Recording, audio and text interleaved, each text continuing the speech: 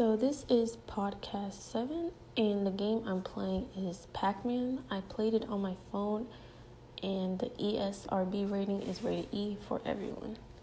So the summary of the game that I'm playing, or the primary goal, is Pac-Man is a game pretty much where the main player is in a maze-like room, and he has to collect the pellets for points while also getting a power-up, and they can eat the ghost for points as well, and also collect like a cherry or like a strawberry, something for points.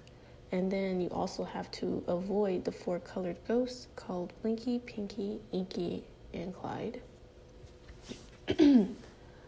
So the first question is your emotional state while playing the game and what led to that. I know I'm probably the last person on earth to play this game, but yeah, this was my first time playing Pac-Man.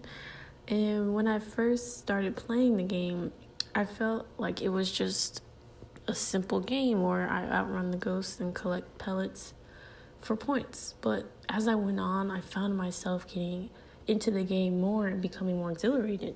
When I completed another level, I think the fun part about this game is collecting the pellets and eating the ghost when you grab the power up, and then watching your points go up as you complete the levels.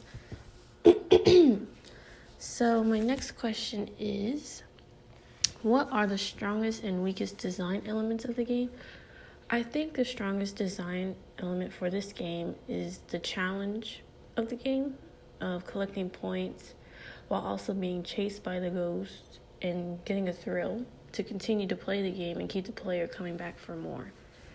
And I think the weakest design element, well, I think this only applies to a version that I'm playing, is it being made for your phone, like the mobile version of the game. When playing the game, there were times where I wanted to go left, but when I swiped left, it turned the player to the right. I think playing the mobile version, you're going to be making a lot of mistakes rather than if you were playing on one of the arcade game machines or like a joystick like game. And then my last question is, who is the intended audience? So back when Pac-Man first released, I would think that the intended audience was for gamers, both young kids and young adults. But now I believe the intended audience for today would be those same kids and young adults who grew up with the game when it first released. And I also think it can be intended for kids today who are those hardcore gamers and into those retro-like games. And that is the end of my podcast.